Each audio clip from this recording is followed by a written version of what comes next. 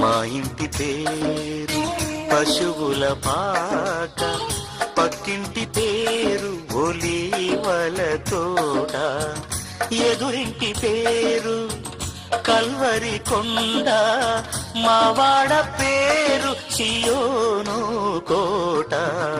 మా ఇంటి పేరు పశువుల పాక, పక్కింటి పేరు ఒలీవల తోట, ఎదురింటి పేరు కల్వరి కొండ, మావాడ పేరు సియోను కోట.